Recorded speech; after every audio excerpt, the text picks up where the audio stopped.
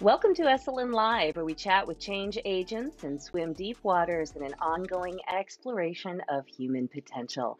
I'm Christine Chen. You know, the more we learn, the more we continue to redefine pretty much everything, and that includes what it means to get older. Today on Esalen Live, let's welcome Chip Conley. He's a New York Times best-selling author, a board member for Stanford Center for Longevity, and founder of the Modern Elder Academy as well. So honored to have Chip Conley on Esalen Live today. Hi, Chip. Hey, Christine. I'm happy to be with you from Baja, from Oh, beachfront in Baja. oh, hey, if you're watching on Facebook Live, this is Esalen Live with Chip Conley. We're talking about redefining aging, not a midlife crisis, but a midlife transition. Tell us where you're watching from, and if you have any questions, float them into the comments, and we'll try to get to them with Chip. So, Chip, I want to ask you. I think this is such an interesting topic.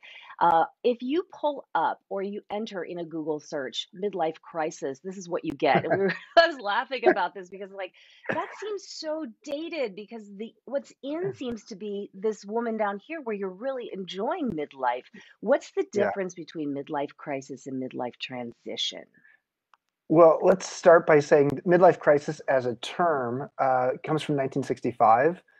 And here we are, 55 years later, and we've done very little to give it a lot of attention. Um, the fact is, the crisis is just you're going through a lot. And there's a lot of evidence that people go through an awful lot of transitions between often age 40 and about age 70, which is sort of the core part of midlife. And I would just say that Brené Brown probably got it right when she said it's the midlife unraveling, and you're letting Hmm. go of some things. But what we need to give people is the tools to know how to master the transitions that they're going through better, because most of us finished our schooling back in our 20s or our teens, and no one ever schooled us on transitions. Ah. So what would you, or how, better yet, how would you define a transition? And when do we start to feel this for midlife? So transitions, I love Bill Bridges, who wrote a book called Transitions. He made the distinguished between change and transition. Change is situational and circumstantial. Transition is psychological and maybe even spiritual. And what that suggests, I'm going through change. I might change my boss or my wife or husband, but then the new one comes along and I have the same problems. But when you're going through a transition, you're doing something more fundamentally inside. And so you're actually going through a almost a emotional process of changing how transitioning how you operate in the world, Hmm. whether that's your physical body, your career, your relationship, your connection to spirituality or religion. These are some of the things that happen to people in midlife. Hmm. And so I want to just say hello for you, Chip, also to Julie from Montreal, Canada. And Will says, Chip, love the wisdom of your work. Wisdom at Work. He's an estate planning attorney and has given your book to 10 to 15 clients. And hello to Art from Oh, thank Santa you. Fe, New Mexico. And again, if you're just joining us on Facebook Live, please send your questions. If you enjoy what Chip is offering in terms of wisdom, give him a little love here on the chat here. So you're mentioning like this is a transition, but why is it important to cultivate wisdom during this time and to really acknowledge that this is happening? Because there are many times in life we're just like, wow, that just flew by. But why is this practice of presence during this transition time important? So, what is wisdom? Wisdom is just the pattern recognition you build up through experience. So, if you get better at understanding the experiences you're going through, and you can see, wow, I just learned a lesson there, I might be able to apply later in my life. That is the process of learning how to cultivate and harvest the wisdom. When I was 28, I created a wisdom book, and I just kept notes in it of the things I was learning along the way. So you can cultivate wisdom at any age.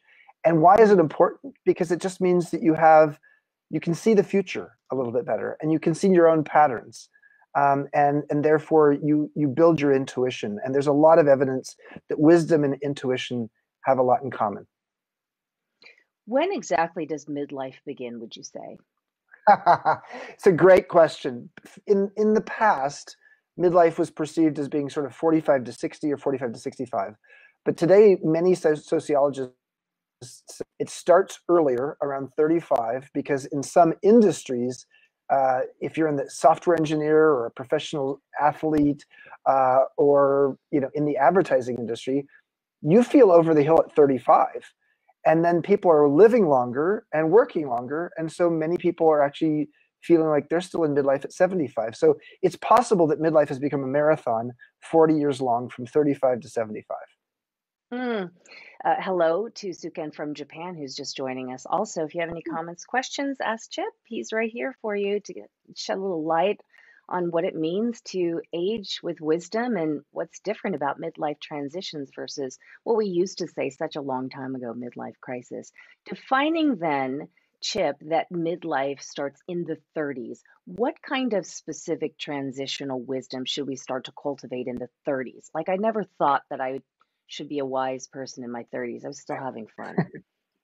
Well, I would say, first of all, I'm going to give some suggestions for each of these decades that you're going to bring up. But let me say that what I'll say is relevant to all the decades. But I do think 30s is when if you haven't learned it before, 30s is when you want to learn something about mindfulness. Because Mm, mindfulness is a door unlocking. It's something that allows you to capture your wisdom and tap into it much better. So whether the mindfulness practice is just nature, meditating, doing yoga, saying prayers, doing a gratitude journal, whatever it is, I think the 30s is a good time to do that, because the 30s is when your mind starts to just go racing a lot and you get monkey mm. mind. So the nugget for the 30s is start to work with your mind in a way that settles the mind. So, open, slow your mind down and start observing yourself. Become what we at MEA, the Modern Elder Academy, we call a first class noticer. And mindfulness practices are a way to become a first class noticer. Okay. So we're moving on now, transitioning in the 40s. What do you suggest for the 40s? Well, let me start by saying 40s are, for many people, their most difficult decade. There is social science research that called the U curve of happiness. And what it shows is that from about age 22 to 25 till around 47, uh, people's happiness or life satisfaction starts to actually hits its nadir, its low point, around 47.2, although your mileage may vary. And then with each passing decade after that, your happiness grows. So you're happier in your 50s than 40s, 60s than 50s, 70s than 60s, and women in their 80s are happier than their 70s.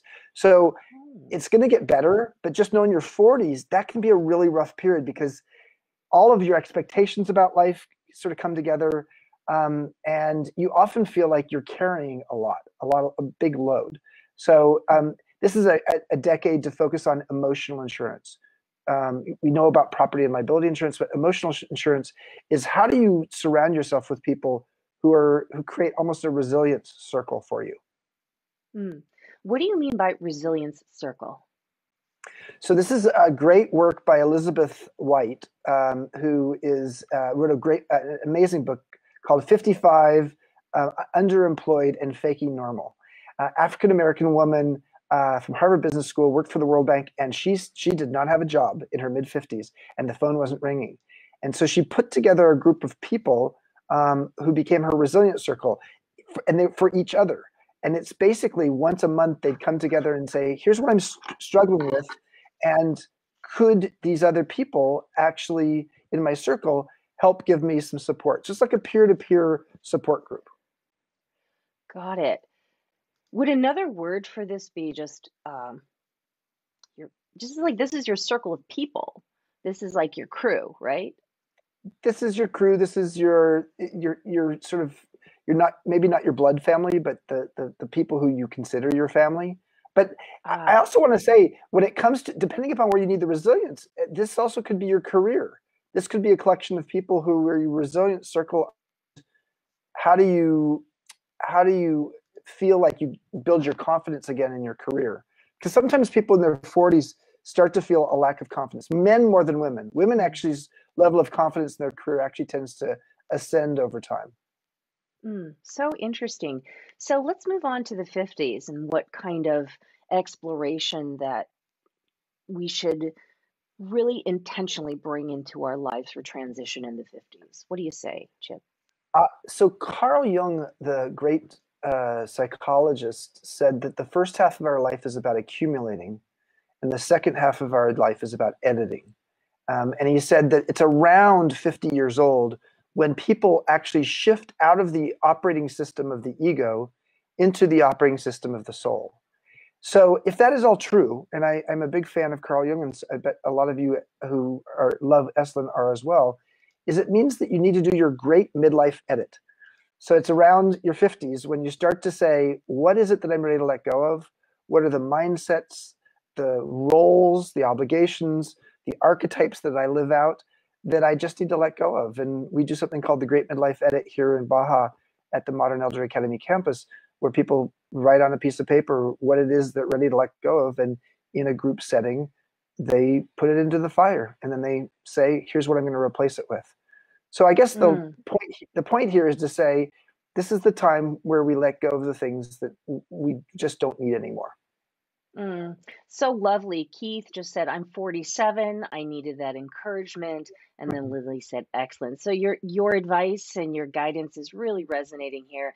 Hey, if you like what Chip is offering in terms of helping us all kind of live better lives, go ahead and send him a little love in your comments and ask any questions that you like. Now's the time. I really resonate with that, by the way, Chip, on a personal level, because I'm in my 50s and sometimes I just say, I'm too old for that. It's just like, Well, too old that's for a that. mindset. That's true. And I'm too old to fill in the blank. And the question is, are you? Are you too old? I mean, in some cases we are, in some cases we're not. I think it means more like I'm too old for putting up with the things. So there's my edit, right? Like I used Oh, to put yes. up with stuff. You know how we used to put up with stuff when we were younger, a little That's bit right. younger? That's And right. it doesn't mean we're not flexible anymore, but just this idea of like, where do we want to spend our time? So I really resonate with what you were saying, is all I was trying to say. Maybe I Yes. should edit my Got words a little bit better. How about the it. 60s? Well, I just turned 60 6 months ago. So exactly 6 months ago. So I think the 60s are thank you. I think they're an interesting decade because it's the decade where, in my mind, mutual mentorship is really, now again, this could be related to any decade, but by your 60s, you have developed some amazing principles and wisdom and learning along the way. But you also want to be someone who's a beginner's mind again. And so, as I learned at Airbnb, where I spent 4 years full time and 4 years as a strategic advisor, I became a mutual mentor with many people who were half my age. I taught them something, and they taught me something. Often, I was teaching them something related to emotional intelligence, EQ, and then they were teaching me something about DQ, digital intelligence. So, what a profound opportunity in our 60s to become mutual mentors with other people who are younger than us. Oh, this is beautiful too, Chip. Ingrid Peterson says, I tell my high school students I'm too old to get embarrassed, which was hard for them to imagine. I could tell. Love that, Ingrid. So, what Actually, about the 70s? I've also said that when uh, it's about your 50s or your 60s when you finally sort of comfortable in your own skin and it's all Oh, sagging. yeah. But Speak for um, yourself, Chip. Okay. okay, there you go. Here's the 70s. Okay, 70s. What about the 70s? Wisdom for the 70s. so Eric Erickson, the developmental psychologist, said something quite profound. Just 5 words. I am what survives me. I am what survives me. It's our 70s when we really start to look at legacy and we start to ask this question of what Erickson used to say is the seventh stage of life, which is generativity versus stagnation. And generativity means you're generating things, but you're generating them often for other generations.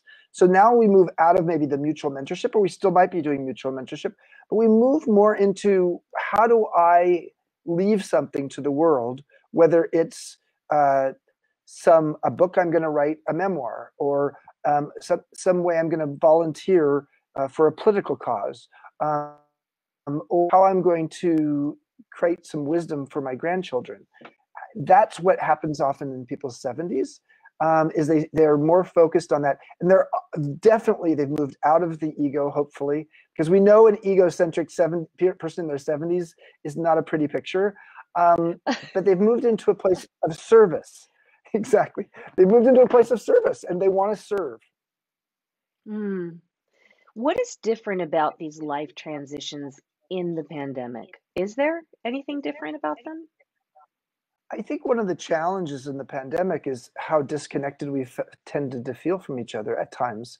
So sometimes you can be going through transitions, whether it's a career change, menopause, the sandwich generation, taking care of your parents while taking care of your kids, and you feel you're alone, like you're doing the game of life wrong. And so this is, again, why emotional insurance is so important during this era, because you're not doing it wrong. A lot of us are going through many, many transitions at once, and there are more transitions in midlife than any other life stage. I want to share with you that Will Morris said this beautiful thing about the mutual mentorship. The idea of being both mentor and intern is a perfect concept to minimize competition, encourages sharing. Such an enlightened perspective. Thanks for that comment, Will. We appreciate that you're chiming in. Last couple of minutes here to ask Chip Conley some questions about aging gracefully, midlife transitions. How do we cultivate wisdom through all the transitions as best we can?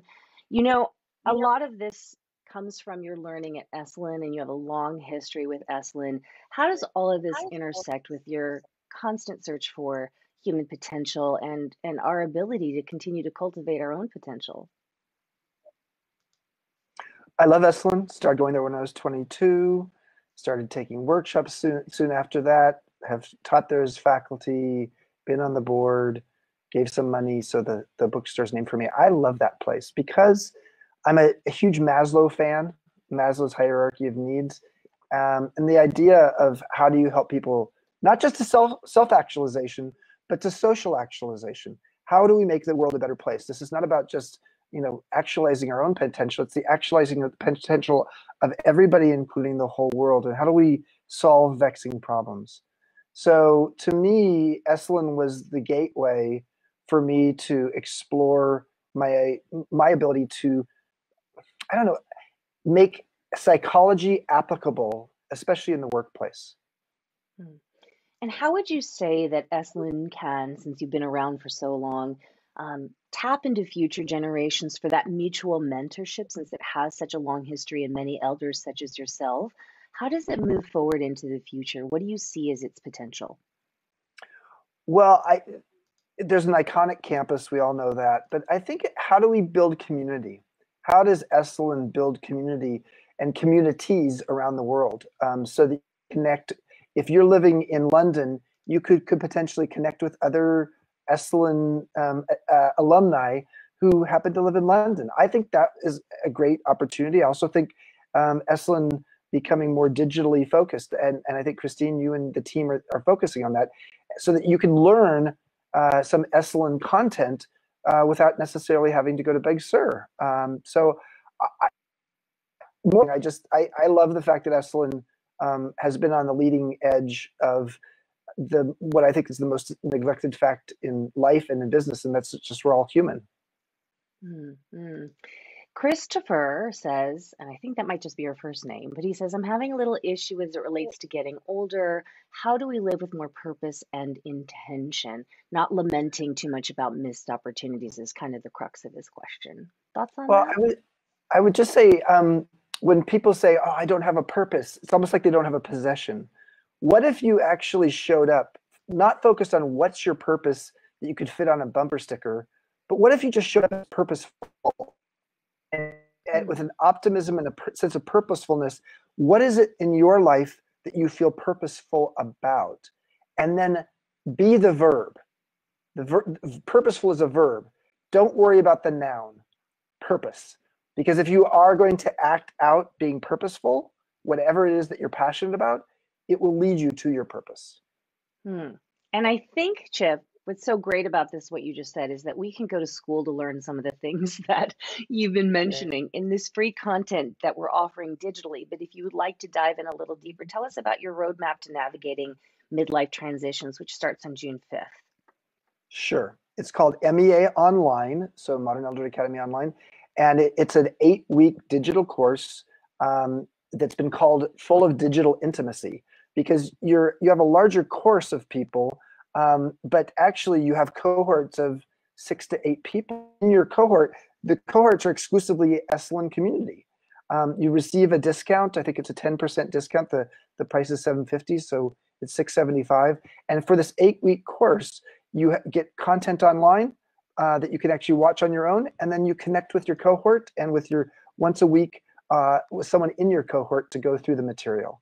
So we would love, most importantly, you're in a community of exclusively Esalen people who are part of the Esalen community and signed up because of the Esalen coupon code.